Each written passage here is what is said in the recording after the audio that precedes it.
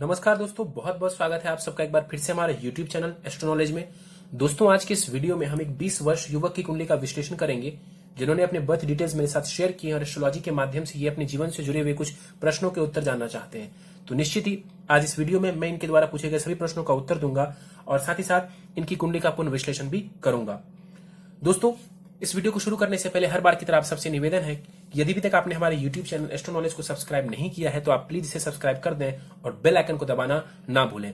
साथ ही साथ दोस्तों, यदि आप सभी इसी प्रकार अपनी कुंडली का विश्लेषण करवाना चाहते हैं या फिर मुझसे संपर्क करना चाहते हैं तो स्क्रीन पर फ्लैश हो रहे व्हाट्सएप नंबर के ऊपर आप मुझसे संपर्क कर सकते हैं और ज्यादा जानकारी के लिए आप नीचे डिस्क्रिप्शन बॉक्स को भी चेक कर सकते हैं। चलिए सीधे इनके प्रश्नों के ऊपर चलते हैं। बीएससी कंप्यूटर साइंस में ये कर रहे हैं, इन्होंने बताया, और गवर्नमेंट जॉब के योग के बारे में पूछना चाहते हैं, कुंडली के राजयोग के बारे में जानना चाहते हैं कि इनके लिए कौन सा करियर बेस्ट रहने वाला है, बिजनेस करना कैसा रहेगा और जीवन में क्या करें और क्या ना करें, और कुंडली का पूरा विश्लेषण के बारे में इन्होंने पूछा है। चलिए सीधे इनके लग्न कुंडली के ऊपर चलते हैं दोस्तों, जो कि हमारे समक्ष है और वो प्रारंभ हो रही है 8 नंबर से। वृश्चिक राशि जो है इनके लग्न में आ रही है, तो ये जो जातक है ये वृश्चिक लग्न का है और चंद्रमा जो है वो वृश्चिक राशि में ही यानी कि इनके लग्न में ही बैठे हुए हैं। तो लग्न भी इनका वृश्चिक है और राशि भी इनकी वृश्चिक है। अब आप सबको नहीं पता तो मैं बता दूं कि वृश्चिक राशि में चंद्रमा देवता नीच के माने जाते हैं। चंद्रमा नीच के माने जाते हैं किसमें? तो वृश्चिक राशि में। हालांकि यहां पर चंद्रमा 5 डिग्री के साथ है, सिर्फ 3 डिग्री तक ही चंद्रमा नीच का माना जाता है। तो यहां पर चंद्रमा नीचता से बाहर है। लग्नेश को देखें, मंगल जो है कुंडली के 6ठे भाव में जाकर के बैठे हुए हैं। मंगल 6ठे भाव में स्वग्रही होकर के बैठा हुआ है, लेकिन फिर भी लग्नेश का 6ठे भाव में जाना बहुत अच्छा योग नहीं है। चलिए लग्न के ऊपर वापस से चलते हैं। 26 डिग्री लग्न का मान है। लग्न थोड़ा सा कमजोर है, डिसीजन मेकिंग क्षमता वीक हो जाएगी। यहां पर देखा जाए चंद्रमा 5 डिग्री के साथ मौजूद है। मृत अवस्था का ये चंद्रमा है। कैसा है? तो नीच की राशि में है। कैसा है? तो नीच की राशि में है। अब चंद्रमा मैंने बोला नीच का है, तो सबसे इंपॉर्टेंट ये देखना है कि क्या चंद्रमा की नीचता कहीं से भंग हो रही है या फिर नहीं। तो देखिए मंगल यहां पर बैठ करके अपनी अष्टम दृष्टि से देखेंगे। यहां पर जो इनकी दृष्टि होगी, तीसरी दृष्टि, वो अष्टम की दृष्टि होगी इनकी और वो चंद्रमा के ऊपर आएगी और अष्टम दृष्टि से चंद्रमा को देखेंगे, इस राशि को देखेंगे, तो चंद्रमा की जो नीचता है वो भंग हो जाएगी। तो यहां पर चंद्रमा वैसे भी डिग्री वाइज भी नीचता से बाहर थे और इनका नीच भंग भी हो गया। तो एक प्रकार से एक बचाव की स्थिति है। यहां पर बैठा हुआ चंद्रमा एक और दोष बना रहा है आपके लग्न में। चंद्रमा अकेला बैठा है, पीछे कोई नहीं है और चंद्रमा के आगे कोई नहीं है। इसको कहते हैं कुंडली में केमद्रम दोष का लग जाना, और वो भी आपके लग्न में ही बना हुआ है। स्वास्थ्य को लेकर के सजग रहें। जीवन में कई बार चित्त शांत नहीं रहेगा, मतलब कि मन शांत नहीं रहेगा। यदि ऐसी परेशानी है तो उसके लिए आपको चंद्रमा को बेहतर करना बहुत ज्यादा जरूरी है, वरना ये चंद्रमा आपको गलत डिसीजन लेवा करके आपको परेशानी में डाल सकता है। कई बार लाइफ के ऐसे मोड़ पर आप फंस जाएंगे कि आप गलत डिसीजन ले सकते हैं और आपको वहां पर परेशानी आगे चल करके देखने को मिल सकती है, लेकिन उपाय करेंगे परेशानियों से बच जाएंगे। यहां पर देखें चंद्रमा की दृष्टि जो जाएगी कुंडली के 7वें भाव के ऊपर, उच्च की दृष्टि जाएगी, नीचता भंग हो चुकी है। सुंदर पत्नी देंगे चंद्रमा, पत्नी के साथ संबंधों को बढ़िया बनाएंगे। चंद्रमा इस कुंडली में कौन है? तो वो भाग्येश है। भाग्येश उठ करके लग्न में जाकर के बैठा हुआ है, तो ये भाग्य में वृद्धि करेगा। तो यहां पर उसको लेकर के टेंशन में नहीं रहना है कि भाग्य की तरफ से चंद्रमा कोई कमी कर रहे हैं, क्योंकि चंद्रमा का नीच भंग हो रहा है। बहुत परेशानी की बात नहीं है। बेसिकली यहां पर केमद्रम दोष का बनना और नीच की राशि में होना, इसका जो सबसे बड़ा नेगेटिव इंपैक्ट है ये आपके मन के ऊपर पड़ेगा। तो उसके लिए आपको रेमेडीज और उपाय करना चाहिए। चलिए आगे बढ़ते हैं, चलते हैं तीसरे भाव की तरफ। केतु यहां पर तीसरे भाव में बैठे हुए हैं। बताया है कई बार मैंने वीडियो में, राहु केतु कारक हो जाते हैं, तो केतु के तीसरे भाव में बैठने की वजह से कोई परेशानी नहीं है। यहां पर बैठ करके केतु आपकी मेहनत को बढ़ा देंगे। अब केतु बैठा हुआ है शनि के भाव में। शनि की प्लेसमेंट बहुत मायने रखेगी कि केतु कैसा रिजल्ट देंगे। अब केतु बैठा है शनि के भाव में, शनि 6ठे भाव में बैठे हुए हैं, नीच की राशि में। शनि नीच की राशि में जाकर के बैठे हुए हैं, ये अच्छी स्थिति नहीं है। केतु के फल में भी अब यहां पर थोड़ी सी नेगेटिविटी हो जाएगी। केतु जो है यहां पर अब बहुत पॉजिटिव रिजल्ट नहीं दे पाएंगे। कई बार आप एफर्ट्स करेंगे, वैसा लाभ नहीं मिलेगा। कई बार आपके कुछ मित्र आपको धोखा दे सकते हैं, जो नजदीकी के लोग हैं, आपके जो नेबर हैं, जो आपसे बहुत ज्यादा जिनको आप करीब मानते हैं, वो आपको धोखा दे सकते हैं, खास करके मित्र। इसका आपको ध्यान रखने की जरूरत है। यहां पर देखा जाए तीसरे भाव में केतु आपको मेहनती साहसी बनाते हैं। 6 डिग्री का केतु है और यहां पर इसके पास बलाबल करीब 25% के आसपास देखा जाएगा। केतु की 5वीं दृष्टि देखा जाए 7वें भाव के ऊपर नीच की दृष्टि जाएगी। वैवाहिक जीवन में परेशानी, विलंब से विवाह कराना, केतु ऐसा रिजल्ट देगा। केतु की दृष्टि जो कुंडली के नवम भाव के ऊपर जाएगी और यहां पर दृष्टि डालेंगे चंद्रमा के घर के ऊपर, कई बार मेहनत जितनी करेंगे आपको लगेगा कि मेरा भाग्य उतना मेरा साथ नहीं दे पा रहा। केतु की दशा में फिजूल की यात्राएं आप कर सकते हैं, गुरुजनों के साथ संबंध खराब करवा सकता है। केतु की दृष्टि जो है कुंडली के लाभ स्थान के ऊपर जाएगी, तो मेहनत करेंगे तो लाभ देखने को मिलेगा। चलिए आगे बढ़ते हैं कुंडली के, और हाँ यहां पर भी देखिए तो केतु की दृष्टि लाभ स्थान, और इसको हम नेटवर्क सर्कल के लिए भी देखते हैं और फ्रेंड्स के लिए भी हम कुंडली के लाभ स्थान को देखते हैं, तो वहां से भी कोई बहुत खास लाभ देखने को नहीं मिल रहा है। हाँ मरकरी कैसा है, क्योंकि बुध का यह भाव बनता है तो बुध को देखना भी जरूरी है, वो भी एक पॉइंट है, लेकिन केतु की दशा में हो सकता है तो आपको थोड़ा मित्रगणों से उतना लाभ ना मिले। चतुर्थ भाव के ऊपर चलते हैं। शुक्र और बुध यहां पर एक साथ बैठे हुए हैं, यहां पर शुक्र और बुध एक साथ बैठ जाए तो कुंडली में लक्ष्मी नारायण योग का निर्माण हो जाता है। लक्ष्मी नारायण योग का निर्माण हो जाता है। एक बात आपको बता दूं कि दोनों ही ग्रह इस कुंडली में मारक हैं, शुक्र भी और बुध भी दोनों ही इस कुंडली में, वृश्चिक लग्न की कुंडली में दोनों ही ग्रह मारक बनते हैं। तो क्या इसका क्या मतलब है कि यहां पर इन दोनों के बैठने के कारण आपको कोई लाभ नहीं मिलेगा? नहीं मिलेगा, आपको लाभ उतना नहीं मिलेगा लेकिन मिलेगा जरूर। क्या लाभ दे सकते हैं? तो देखिए लक्ष्मी नारायण योग चतुर्थ भाव में बना है। चतुर्थ भाव क्या होता है? तो माता से सुखों का। चतुर्थ भाव होता है यहां पर काफी हद तक प्रॉपर्टी का। अब देखिए सुखेश कहां है? शनि तो छठे भाव में, सुखों में कमी, माता से सुखों में कमी, जीवन की सुखों में थोड़ी सी कमी। चंद्रमा जो माता कारक है उसकी स्थिति बहुत अच्छी नहीं है, राहु की दृष्टि भी जा रही है, वो एक वीक पॉइंट बनता है। लेकिन यहां बैठा शुक्र और बुध क्या लाभ दे देगा? तो जीवन में ढेर सारी प्रॉपर्टी आपको दे सकता है, जीवन में ढेर सारी प्रॉपर्टी आपको दे सकता है, एक से ज्यादा प्रॉपर्टी, एक से ज्यादा वाहन, लग्जरियस वाहन तक आपको ये देने वाला होगा, इसमें कहीं कोई दो राय नहीं है। इन दोनों की दृष्टि जो जाएगी कुंडली के दसम स्थान के ऊपर, क्रिएटिव क्षेत्रों में आपको लेकर के जा सकता है और आपको लाभ दे सकता है, क्योंकि ये दोनों ही क्रिएटिव ग्रह हैं, दोनों ही क्रिएटिव ग्रह हैं, आपको लाभ दे सकते हैं। बेसिकली लग्जरी तो आपको देगा, आप उस लग्जरी का कितना लाभ ले पाते हैं ये अलग बात है। मतलब मान लीजिए किसने आपको घर तो दे दिया लेकिन आप उस घर का बहुत सुख नहीं ले पा रहे हैं, आप बाहर रह रहे हैं अपने काम की वजह से। क्यों ऐसा कह रहा हूं? क्योंकि जो सुखेश है उसकी स्थिति अच्छी नहीं है, इसलिए मैं ये बात कह रहा हूं आपको। चलिए यहां पर देखा जाए, एक एक करके बात करते हैं। बुध इस कुंडली के अष्टमेश है और लाभेश है। अष्टमेश और अष्टमेश का जाकर के चतुर्थ भाव में बैठना कहीं ना कहीं थोड़ी सी परेशानी खड़ी करेंगे। लाभेश उठ करके चतुर्थ भाव में बैठे हुए हैं, लाभ मिलेगा, आपको लाभ मिलेगा, प्रॉपर्टी वगैरह का लाभ मिलेगा, उसमें कोई परेशानी नहीं है। शुक्र देखें पत्नी के भाव का और विदेश भाव का स्वामी ग्रह है, बैठा हुआ है जाकर के कहां? तो चतुर्थ भाव में। विदेश जाने से आपको कोई विशेष लाभ नहीं है, आपको भारत में ही रहना चाहिए, क्योंकि शुक्र यहां पर जो विदेश भाव का स्वामी ग्रह है वही जाकर के होमलैंड में बैठा हुआ है। खास करके शुक्र की दशा चलती है, भले ही विदेश भाव के स्वामी ग्रह हैं, लेकिन बहुत ज्यादा आपको लाभ नहीं देंगे। ठीक, यहां पर शुक्र देखा जाए पत्नी भाव का स्वामी ग्रह सुख भाव में बैठा हुआ है। पत्नी के आने के बाद आपके जीवन में सुखों की वृद्धि हो जाएगी, प्रॉपर्टी की भी वृद्धि होगी। हो सकता है तो पत्नी अपने साथ कुछ प्रॉपर्टी लेकर के आए, निश्चित रूप से। चलिए यहां पर बता दूं आपको, बुध 100% बलाबल के साथ बैठे हुए हैं, 13 डिग्री का युवावस्था का है, और शुक्र यहां पर वृद्ध अवस्था के साथ 50% बलाबल के साथ यहां पर बैठे हुए हैं। आगे बढ़ते हैं, चलते हैं कुंडली के पंचम भाव की तरफ। सूर्य यहां पर 10 डिग्री के साथ बैठे हुए हैं। यहां पर सूर्य देखा जाए वृद्ध अवस्था के साथ 50% बलाबल के साथ बैठा हुआ है। सूर्य इस कुंडली में कौन है?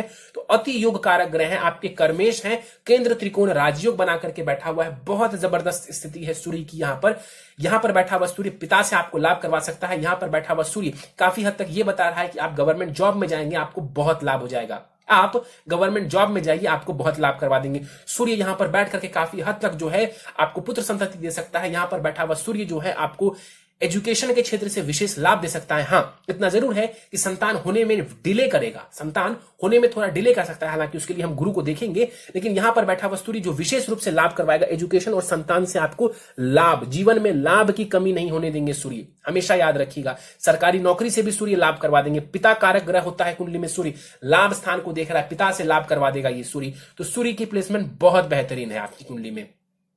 चलिए आगे बढ़ते हैं और यहां पर कुंडली के छठे भाव की तरफ चलते हैं। छठे भाव में देखें तो 3 ग्रह एक साथ विराजमान है, गुरु, मंगल और शनि।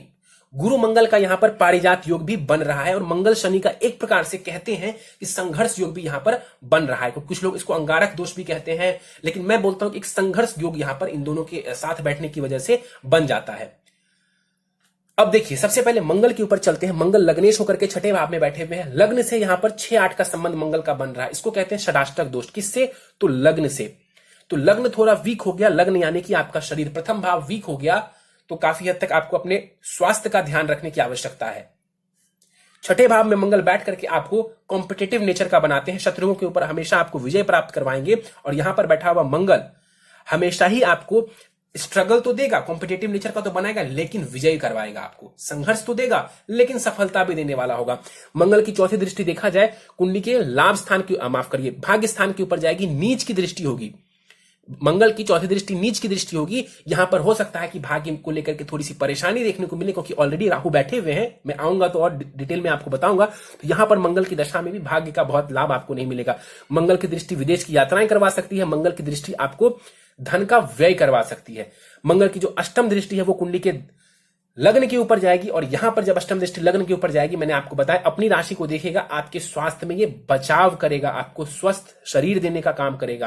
क्योंकि अब मंगल षष्टक दोष तो बना रहा है, लेकिन अपनी अष्टम दृष्टि से अपने ही भाव को देख रहा है। जब भी कोई ग्रह अपने भाव को देखता है तो उस भाव के संबंधित पॉजिटिव रिजल्ट्स को वो देता है, नेगेटिविटी को दूर करता है वो।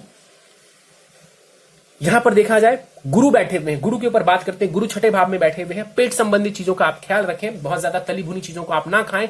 गुरु यहां पर बैठे हुए हैं 13 डिग्री के साथ, पूरे बलाबल के साथ बैठा हुआ है गुरु। मंगल बता दूं कुमार अवस्था के साथ 50% बल के साथ बैठे हुए। गुरु छठे भाव में बैठे हुए हैं। गुरु इस कुंडली में कौन है?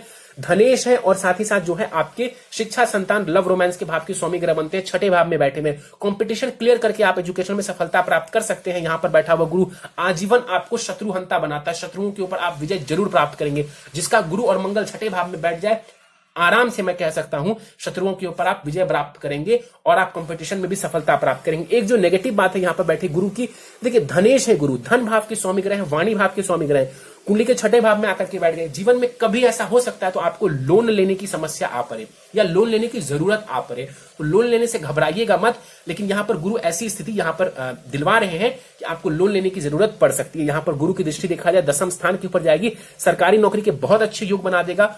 मैंने ऑलरेडी बताया था कि सूर्य की वजह से सरकारी नौकरी मिलने के जो योग है वो बहुत अच्छे हैं। अब गुरु की दृष्टि पड़ने की वजह से बहुत अच्छी नौकरी आपको लग सकती है, बहुत अच्छी नौकरी लग सकती है। मान सम्मान, पद प्रतिष्ठा आपको ये देने वाला होगा। गुरु एक्सपेंशन करता है तो आपके पद प्रतिष्ठा, मान सम्मान में एक्सपेंशन करेंगे गुरु।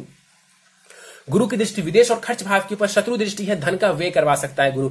गुरु की दृष्टि द्वितीय भाव के ऊपर, ये बहुत इंपॉर्टेंट दृष्टि है। देखिए धनेश छठे भाव में बैठा हुआ है, लोन तो आपको दिवा देगा, धन का हो सकता है एक आध बार नुकसान भी हो जाए, लेकिन चूंकि गुरु की दृष्टि अपने भाव के ऊपर जा रही है, दावे के साथ कहता हूं धन की सेविंग्स भी ये गुरु करवाएगा। गुरु आपको धन भी देगा, पैसा भी देगा, तो टेंशन लेने जैसी कोई स्थिति नहीं है, टेंशन लेने जैसी कोई स्थिति नहीं है। यहां पर शनि के ऊपर चलते हैं। शनि यहां पर नीच की राशि में 20 डिग्री के साथ बैठा हुआ है, लेकिन मंगल के साथ बैठ जाने की वजह से निश्चित रूप से शनि की नीचता भंग हो रही है, और यहां पर शनि भी नीच भंग राजयोग बना रहे हैं। शनि छठे भाव में बैठा हुआ है, कारक हो जाता है। यहां पर बैठा हुआ शनि क्या करवाएगा? संघर्ष करवाएगा। नीच भंग हो रहा है, आपको कोई कुछ भी बोल दे आपको राजा बना देगा। मैं आपको बोलता हूं यहां पर बैठा हुआ शनि आपको पहले खूब संघर्ष करवाएगा तभी सफलता देगा, पहले खूब संघर्ष करवाएगा तभी सफलता देगा। यहां पर बैठा हुआ शनि भी निश्चित रूप से काफी हद तक आपको टेक्निकल क्षेत्रों में लेकर के जा सकता है। मंगल शनि, मैंने बताया है इंजीनियर बनने के योग के बारे में, एक वीडियो है मेरा यूट्यूब पर इंजीनियर बनने के योग, उसमें मैंने बताया कि जब भी मंगल और शनि एक साथ बैठ जाए, दृष्टि संबंध बनाए या कैसे भी एक दूसरे से संबंध बना ले कुंडली में किसी भी प्रकार, तो कहीं ना कहीं टेक्निकल क्षेत्र में व्यक्ति को सफलता देखने को मिलती है। शनि की तीसरी दृष्टि आपके आयु भाव के ऊपर जा रही है और ये मित्रवत दृष्टि है, तो आपकी आयु में कोई कमी नहीं करेंगे शनि देवता। शनिदेव की दृष्टि, उच्च की दृष्टि विदेश भाव के ऊपर जा रही है, विदेश की यात्राएं करवा सकता है शनि, धन का व्यय करवा सकता है शनि। शनि की दसम दृष्टि अपने ही राशि के ऊपर केतु के ऊपर जाएगी। अब याद हो आपको तो मैंने आपको बताया था कि केतु आपको ये थोड़ी बहुत परेशानी देंगे, लेकिन शनि की दसम दृष्टि जो केतु के ऊपर और अपने घर के ऊपर जा रही है वो बचाव करेंगे।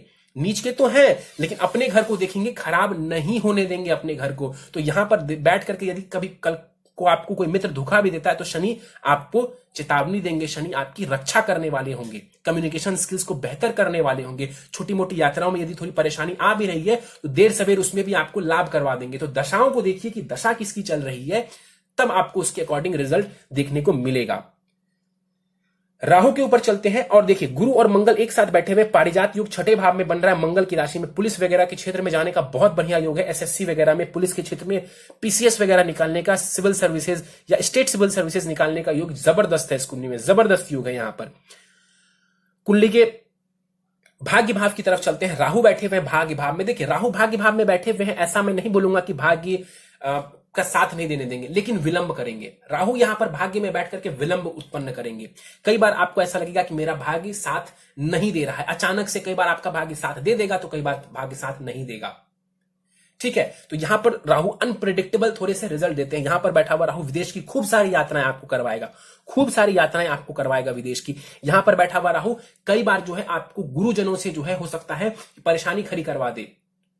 यहां पर बैठा हुआ राहु कई बार जो है आपको पिता के साथ जो है अनबन की स्थिति खास करके इनिशियल स्टेज में देखने को मिल सकता है गुरु के साथ, और पिता के द्वारा दी गई शिक्षा को हो सकता है आप ज्यादा ना माने, क्योंकि नवम भाव शिक्षा का होता है, चाहे वो पिता के द्वारा दी गई शिक्षा हो या गुरुजनों के द्वारा दी गई शिक्षा हो। राहु की दृष्टि कुंडली के प्रथम भाव के ऊपर पड़ेगी, नीच की दृष्टि होगी, चंद्रमा को भी डिस्टर्ब करेंगे, आपकी डिसीजन मेकिंग क्षमता को भी डिस्टर्ब करेंगे और आपकी पर्सनालिटी को भी वैसा नहीं बनने देंगे जैसा आप चाहते हैं। गुरु की दशा में आपके ऊपर माफ करिए राहु की दशा में आपके ऊपर कहीं ना कहीं हो सकता है तो लोगों के सामने आपकी छवि खराब हो। सिर्फ राहु की दशा की मैं बात कर रहा हूं, तो उस दौरान आपको सजग रहना है। राहु की दृष्टि तीसरे भाव के ऊपर पड़ेगी, साहस पराक्रम को बढ़ा देंगे, मेहनत को बढ़ा देंगे और लाभ भी देंगे। राहु की जो नवम दृष्टि है वो कुंडली के पंचम स्थान के ऊपर जाएगी, सूर्य को देखेंगे तो उसको सूर्य को भी देखेंगे तो कुछ ना कुछ सूर्य को भी डैमेज करेंगे। तो कहीं ना कहीं पिता की बातों को ना मानना या छोटी मोटी कलह, लेकिन सूर्य फिर भी मैं आपको बोलता हूं बहुत अच्छा है आपकी कुंडली में, बहुत परेशान नहीं होना है। लेकिन चंद्रमा को ये मेजरली बहुत डिस्टर्ब करेगा और यदि इसकी दशा आती है उपाय जरूर करेंगे आप। चलिए, ये था आपकी कुंडली में ग्रहों का विश्लेषण। तो कुंडली में एक दोष है जो मेजर है, वो है केमद्रम दोष। ठीक, इसके अलावा आपको मैं बता दूं कि आपकी जो दशा चल रही है, महादशा आपको अभी मरकरी यानी कि बुध की चल रही है, और बुध में जो है आपको अभी शुक्र की अंतरदशा चल रही है। 17 सितंबर 2022 तक ये चलेगा। ये समय खूब पैसा और खुशियां जीवन में पैसा कमा सकते हैं और उन पैसों का आप सुख कमा सकते हैं, क्योंकि आपका सुख का भाव हर तरीके से अभी एक्टिवेट है। तो ये समय बहुत अच्छा है आपके लिए, और आने वाला समय भी बढ़िया रहेगा आपके लिए, ज्यादा परेशान होने की जरूरत नहीं है। आपको एक बात बता दूं कि 7.5 आपके ऊपर से खत्म हो चुकी है 24 जनवरी 2020 को। तो अभी जो मेंटल रिलीफ है वो आपको मिलनी शुरू हो गई होगी 24 जनवरी के बाद। उपाय कर लेंगे और भी ज्यादा बेहतर स्थिति आपको देखने को मिलेगी। चलिए सीधे प्रश्नों पर चलते हैं। बीएससी किया है बीएससी कर रहे हैं आप कंप्यूटर साइंस में, बढ़िया स्थिति है, आप कर सकते हैं। मंगल आपके लग्नेश बनते हैं, शनि के साथ बैठे हुए छठे भाव में, आपको ये जॉब के क्षेत्र में सफलता दिलवाएंगे। बीएससी कंप्यूटर साइंस ठीक है आपके लिए। गवर्नमेंट जॉब के योग 100%, गवर्नमेंट जॉब के योग 100% है, कहीं कोई परेशानी नहीं है आपके लिए। कुंडली के राजयोग मैंने बताए हैं, कई सारे राजयोग हैं आपकी कुंडली में। चंद्रमा केंद्र त्रिकोण राजयोग बना रहा है, दोष भी बना रहा है, लेकिन केंद्र त्रिकोण राजयोग बना रहा है चंद्रमा। शुक्र और मरकरी शुक्र और जो बुध है यहां पर वो लक्ष्मी नारायण योग बना रहे हैं, वो भी बहुत अच्छा है आपके लिए। यहां पर देखा जाए तो सूर्य केंद्र त्रिकोण राजयोग बना रहा है, ये भी बढ़िया है। गुरु मंगल पारिजात योग बना रहे हैं, ये भी बढ़िया है। तो स्थिति कुछ अच्छी है, काफी अच्छी स्थिति है आपके चार्ट में कुछ ग्रहों की। कौन सा क्षेत्र बेस्ट है आपने पूछा है। कंप्यूटर रिलेटेड क्षेत्र बहुत अच्छा है। टीचिंग का कार्य, टीचिंग का क्षेत्र आप चाहें लेक्चरर प्रोफेसर तक बन सकते हैं। ये मत सोचिए कि मैं नॉर्मल और साधारण टीचर की बात कर रहा हूं, नहीं, मैं बात कर रहा हूं यहां पर लेक्चरर और प्रोफेसर तक आप बन सकते हैं, कोई दिक्कत परेशानी नहीं है। इसके अलावा एसएससी, पुलिस और सिविल सर्विसेज का क्षेत्र भी, चाहे स्टेट का ही सिविल सर्विसेज आप निकालना चाहें जरूर निकाल सकते हैं आप, कोई दिक्कत नहीं, परेशानी नहीं है। आप बहुत उच्च पद पर जा सकते हैं, उच्च पदस्थ अधिकारी आप बन सकते हैं। जिसका सूर्य इतना अच्छा हो, जिसका सूर्य कर्मेश हो, वो कोई छोटी नौकरी करे, ये शोभा नहीं देता। चलिए, बिजनेस करना कैसा रहेगा। मेरे अनुसार बिजनेस आपको नहीं करना चाहिए। मेरे अनुसार आप जॉब करने के लिए बने हैं, जॉब के फील्ड में आपको ज्यादा लाभ होगा। यदि आप जॉब करते हैं, उच्च पदस्थ अधिकारी बनिए, मान सम्मान कमाइए और आप धन भी उससे अर्जित करेंगे, उसको लेकर के आप परेशान मत होइए। बिजनेस का क्षेत्र आपके लिए बहुत अच्छा नहीं है। आपकी पूरी कुंडली को देख करके मैं कह सकता हूं कि बिजनेस का क्षेत्र आपके लिए बढ़िया नहीं है। आपका जो जॉब हाउस है वो ज्यादा इफेक्टिव है, और जॉब वाली जो है ये कुंडली बनती है। क्या करें क्या ना करें मैंने आपको बताया है, और अब उपाय बता देता हूं आपको, जिन उपायों को करके आप अपने जीवन को और बेहतर बना सकते हैं। उपाय बताने से पहले आपकी नवमांश कुंडली मेरे समक्ष है, और नवमांश कुंडली के बारे में भी मैं आपको बता देता हूं। नवमांश कुंडली में देखा जाए ज्यादातर ग्रहों की स्थिति ठीक है। सूर्य एक नीच की राशि में जाकर के बैठे हुए हैं, हालांकि शनि के साथ बैठे हुए हैं, ये भी नेगेटिव है, लेकिन वहां पर उनका नीच भंग जरूर हो रहा है। मरकरी की स्थिति बहुत अच्छी है, गुरु चंद्रमा एक साथ बैठे हुए, बहुत जबरदस्त स्थिति है, और वहां पर गज केसरी योग बन रहा है। तो विवाह के बाद हो सकता है तो धन का बहुत लाभ हो। मैंने ये बात आपको बताया था कि विवाह के बाद प्रॉपर्टी और धन का लाभ जो है विशेष रूप से देखने को मिलेगा। तो ये बात आपके D9 चार्ट से भी मुझे नजर आ रही है। इसके अलावा देखा जाए कुंडली मिलान आपको कर लेनी चाहिए। वैसे भी मुझे आपके विवाह में कोई परेशानी नजर नहीं आती है। तो कुल मिलाकर के आपका जो D9 है वो बहुत ही बेहतरीन है। बस सूर्य जो डाउन हो रहे हैं थोड़े से, उसके लिए मैं आपको उपाय बता दूंगा, और थोड़े बहुत उपाय करके, सिर्फ 3 से 4 उपाय करके आप अपने आने वाले समय को और भी ज्यादा बल्कि कई गुना बेहतर बना सकते हैं। ये कुंडली बहुत ही बढ़िया है। सिर्फ जो सबसे वीक पॉइंट है आपकी कुंडली में वो चंद्रमा है। चंद्रमा को ठीक कर लिया तो समझ लीजिए कि आपकी कुंडली में कोई ऐसा मेजर वीक पॉइंट मुझे नजर नहीं आता है। चंद्रमा यानी कि मन, और कहते हैं कि मन चंगा तो कठौती में गंगा। इसका मतलब है कि मन को बेहतर करना बहुत जरूरी है। तो चंद्रमा के ऊपर जो है आप काम करिए। जो उपाय बताता हूं उस उपाय को बहुत सीरियसली लीजिए और निश्चित रूप से आने वाले समय में इसका आपको लाभ देखने को जरूर मिलेगा। सीधे उपाय पर चलते हैं। आप फटाफट से उपाय नोट डाउन कर लीजिए। प्रथम उपाय है नित्य शिव चालीसा पढ़ें।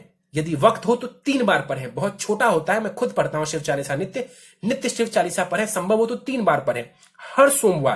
हर सोमवार नियम बना लें, शिवलिंग के ऊपर जल दूध से अभिषेक करना है। ओम नमः शिवाय के मंत्रों का जाप करते हुए आप अभिषेक करेंगे। उसके बाद आप अक्षत, ये चावल के दाने होते हैं जो कि टूटे हुए नहीं होते हैं, तो साबुत जो है उनको अक्षत कहते हैं। साबुत जो चावल के दाने होते हैं ये पूजा में चढ़ाए जाते हैं। अक्षत को शिवलिंग पर आप चढ़ा दें। ओम नमः शिवाय के मंत्र का जाप करते रहें। निश्चित रूप से आपका चंद्रमा धीरे धीरे काफी बेहतर होता चला जाएगा। डिसीजन मेकिंग क्षमता आपकी बेहतर होगी। और जैसा मैंने आपको बताया कि आपकी कुंडली इतनी बेहतरीन है अच्छे करियर के लिए, आपको अपनी पोटेंशियल पता लगने लगेगी।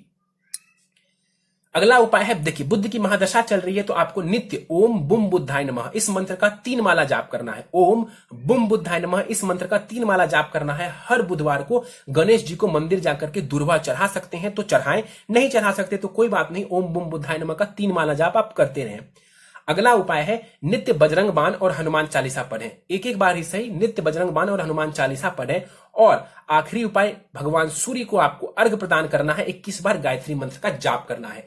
ये करीब 15 से 18 मिनट का उपाय होगा। मुश्किल से मुझे लगता है 15 से 18 मिनट लगेंगे। इन उपायों को करने से 6 महीने से साल भर में आप देखेंगे कि आपको बहुत ही ज्यादा जीवन में पॉजिटिविटी मिल रही है और आपको बहुत लाभ हो रहा है। जीवन में आप खूब तरक्की करेंगे। चंद्रमा को बेहतर जरूर बनाएं आप।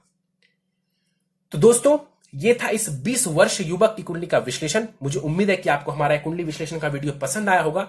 यदि वीडियो पसंद आए तो आप इसे लाइक करें, शेयर करें। अभी तक आपने हमारा YouTube channel astro knowledge subscribe नहीं किया है तो आप प्लीज इसे सब्सक्राइब कर दें और बेल आइकन को दबाना ना भूलें। साथ ही साथ दोस्तों यदि आप सब इसी प्रकार अपनी कुंडली का विश्लेषण करवाना चाहते हैं या फिर मुझसे संपर्क करना चाहते हैं तो स्क्रीन पर फ्लैश हो रहे व्हाट्सएप नंबर के ऊपर आप मुझसे संपर्क कर सकते हैं। और ज्यादा जानकारी के लिए आप नीचे डिस्क्रिप्शन बॉक्स को भी चेक कर सकते हैं।